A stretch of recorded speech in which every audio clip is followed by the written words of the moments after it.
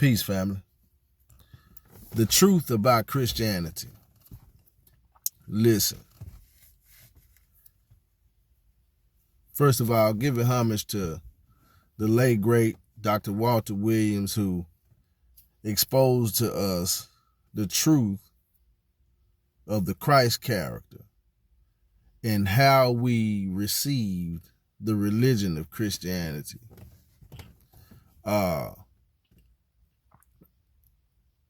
They did a great job. I have to give it to them. They did a great job at usurping our spiritual way of life.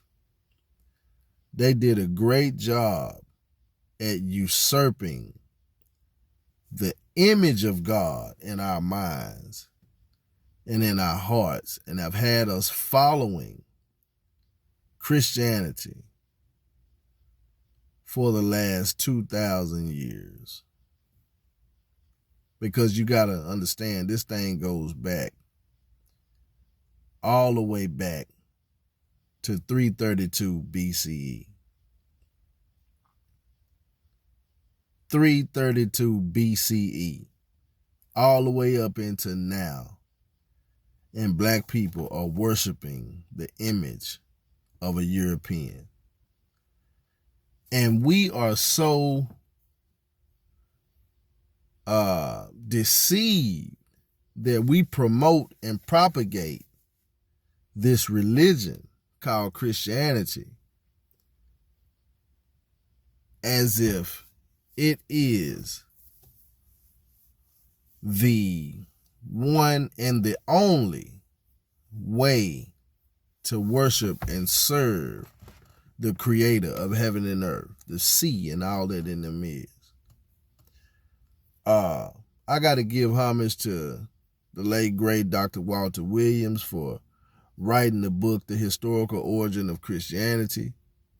I've been doing an in-depth study and researching his sources on how he came up with all of this truth.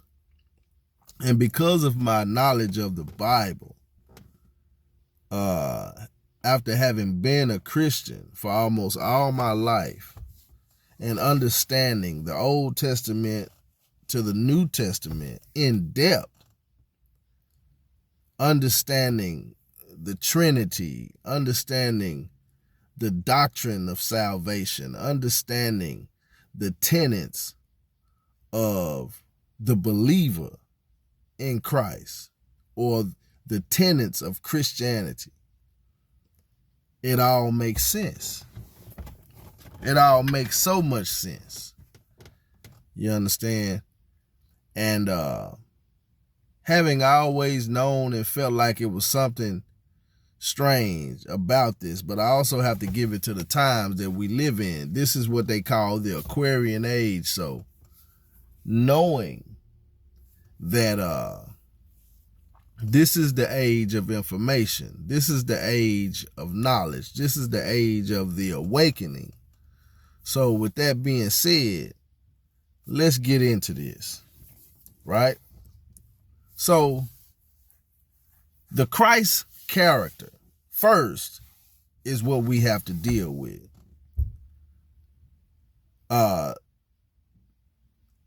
There has never been a human being to ever walk the planet whose name is Jesus Christ. He's fictitious.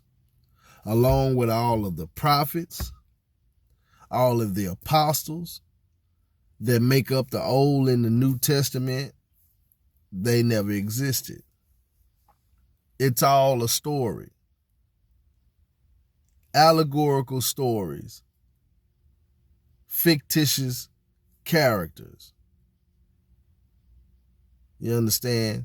That's why you can never find a tomb. You can never find any archaeological evidence of their existence. You can't find anything or any outside source but the Bible. to validate their existence. You know what I'm saying? But what you can find is all the exterior and peripheral components that make up the characters, that make up the doctrine that constitutes the religion of Christianity. You know what I'm saying? Christianity comes from the word Christ or Christos. What is the Christ? The Christ is a divine spirit. Where does this divine spirit come from? This divine spirit is called the spark of life that all human beings have. Mind you, I said human beings. What is a human being? A human being is a man and a woman of color. Hue-man. You understand? Where do you get that color from? Where do you get that hue? You understand? Where do you get that melanin? You get that from the sun.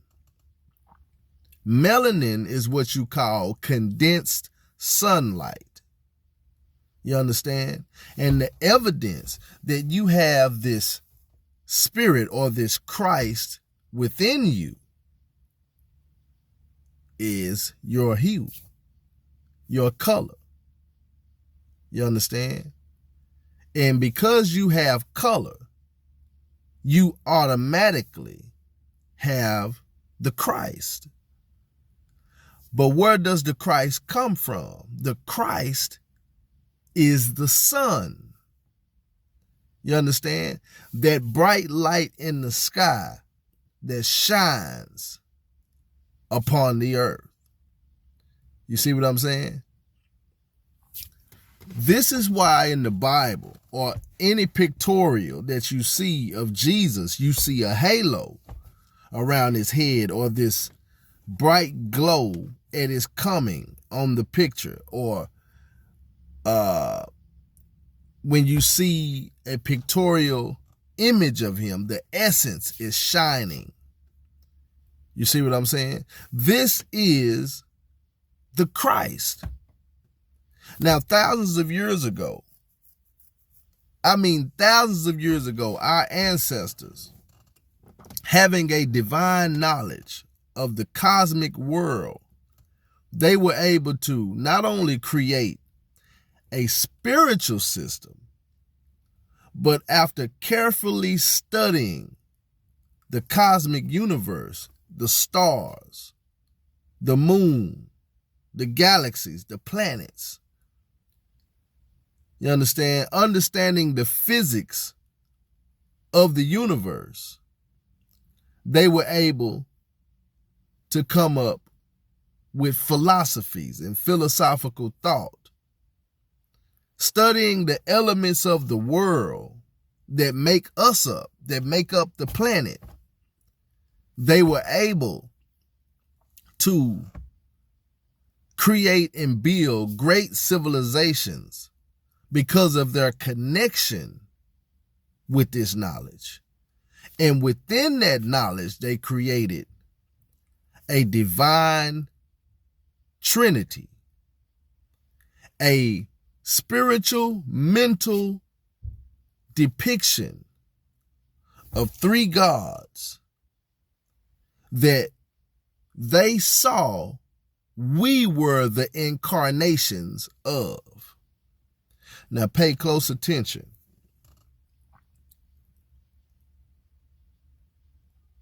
The family is made up in humanity of a father, a mother, and a child.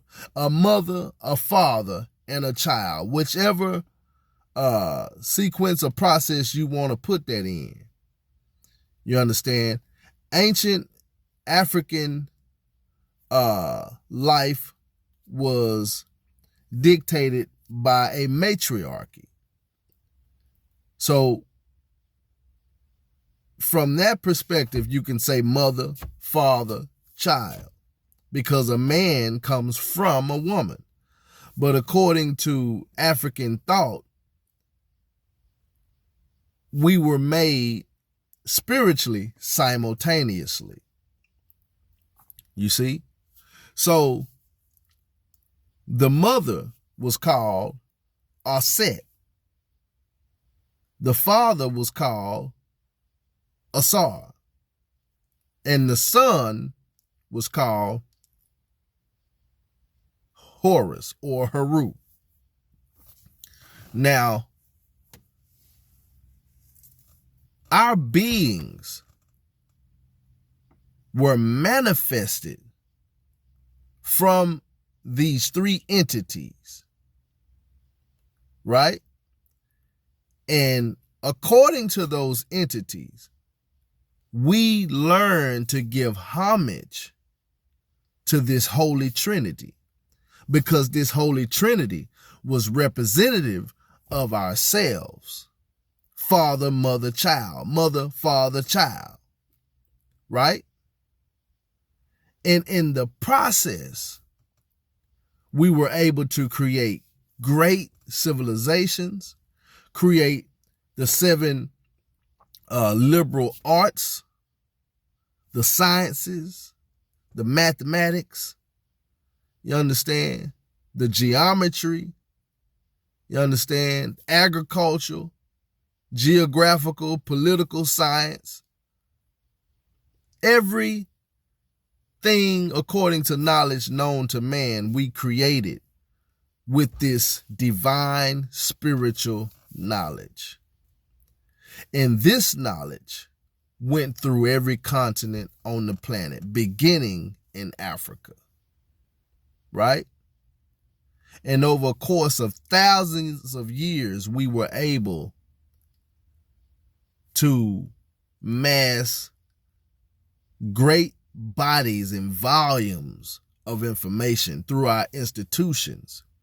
We created the periodic chart. We created the alphabet. We created languages. You understand? We created sacred societies. These sacred societies were our institutions of learning, and we created temples, right? That we might educate our people according to this knowledge in these institutions. And our spiritual way of life was the foundation of this knowledge. So, in so doing, every human being that was born in our civilization was a replica of this divine Trinity, Father, Mother, Child. And the man, or the head of state, was the incarnation of the male god, the male deity, Asar. And this god had many attributes that were holy and divine. And through those attributes, we were able to create these great civilizations. The mother also, Aset, had many attributes, and her attributes were indicative of the knowledge that was found in our people, right? And them two together reproduced a child that was also representative of the furthering of not only that knowledge, but it had a direct connection to the productivity and the elevation of our civilization. You see, this is what the child represented. You see? So the man who became Pharaoh, who became the leader of the civilization, who ruled and led with his wife, who was the incarnation of Aset. These two people were not only the leaders and the governors of our society, but their child, the Haru, was the heir of that civilization.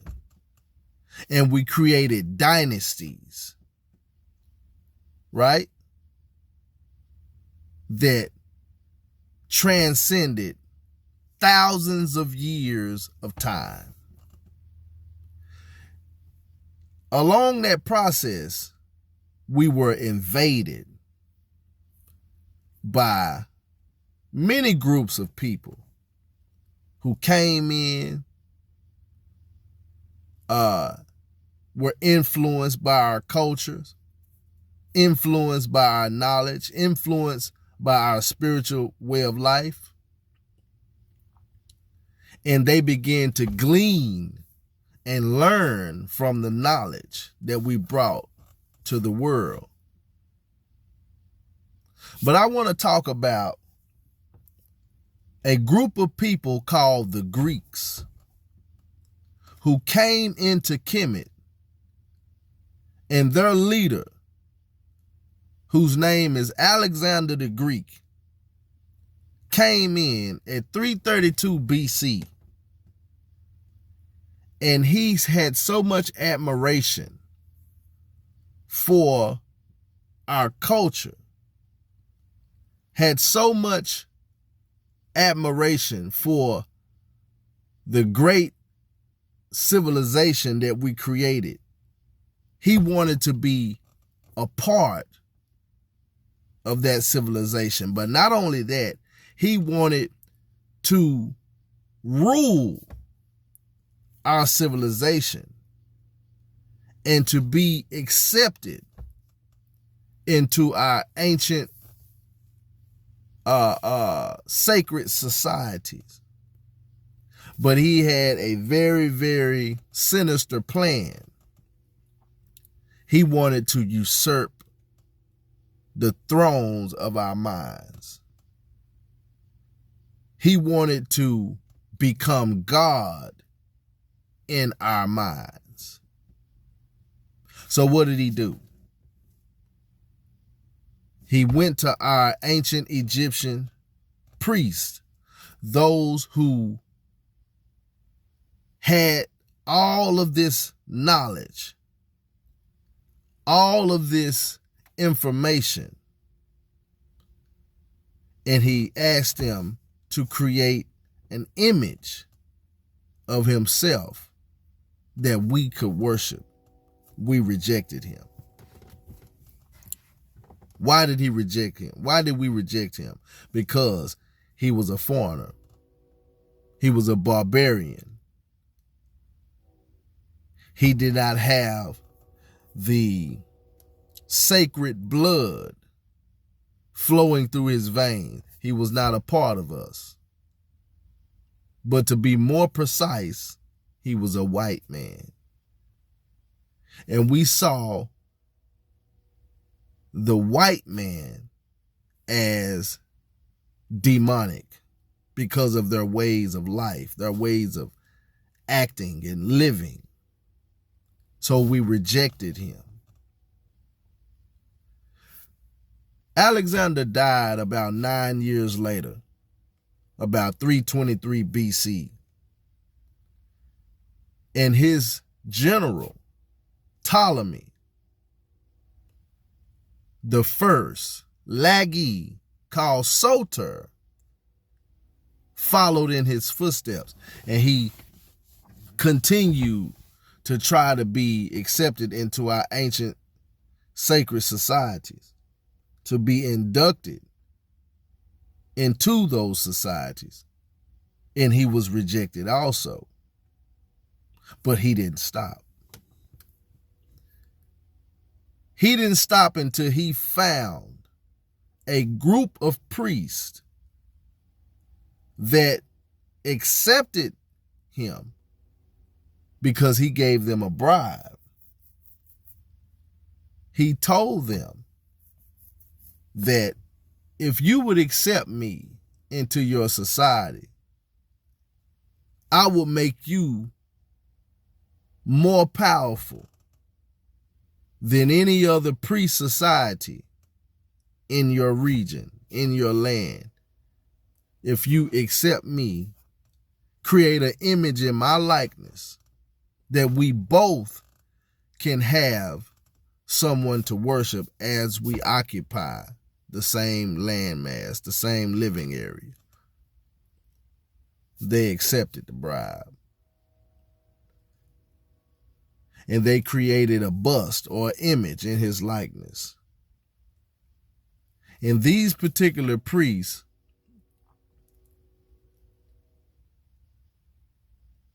took the attributes of Asar and imparted them to his image. Not only that,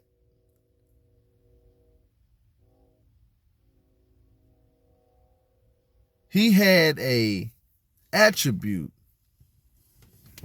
of reincarnation and resurrection. And this attribute was personified or anthropomorphized in the image of a bull. And this bull was called Apis. So they took the two names, Asar and Apis, and called it Asar-Apis. And they gave the two attributes of resurrection and reincarnation and all of the other godlike divine attributes that Asar had, according to power, knowledge, political power, rulership, divine knowledge, wisdom, and understanding. And they imparted that to this image. Right? But before that happened, when they first rejected him,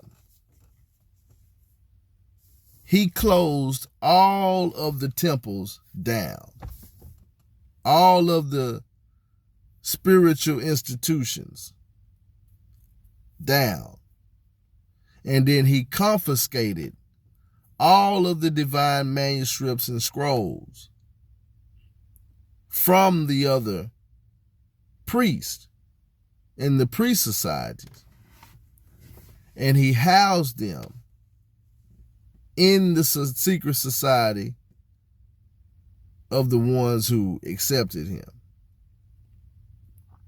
This was about 320 BCE. This was the beginning of the would-be Christian religion of Christianity. This would be the initiation of the black mind of the people of Africa, the beginning of false worship, the beginning of the usurpation of our divine spiritual way of life. So this is such a long story. It has to be broke down in segments, right? Because after Alexander's death in 323, the Ptolemies took power. And after him, there were 14 Ptolemies. And in the process of time, these Ptolemies would begin to institute their desires in their plan to usurp the throne, to usurp the minds of African people. And from 332 BC all the way up into the first century, toward the first century AD, this plan was enacted. New temples were built to consolidate this plan. New orders of worship were instituted.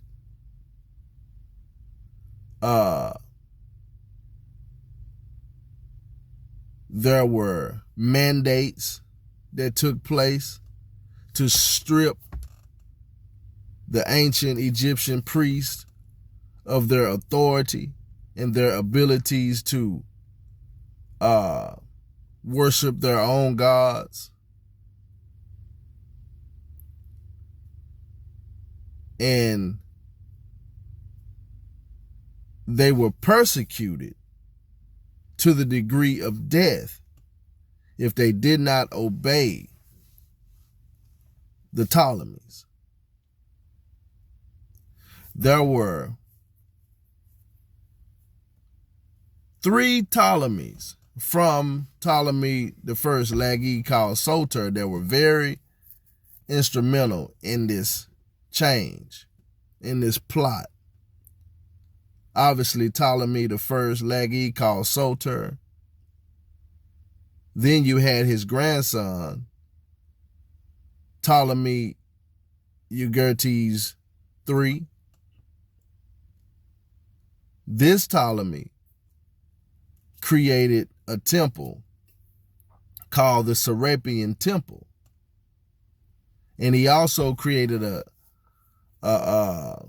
annex building to house all of the ancient Egyptian divine scrolls and manuscripts that they had confiscated when they were rejected in the beginning. And he housed them in that annex building. They couldn't read or write.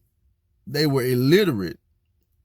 So they had to have the ancient Egyptian priests to dictate to them what the scrolls said.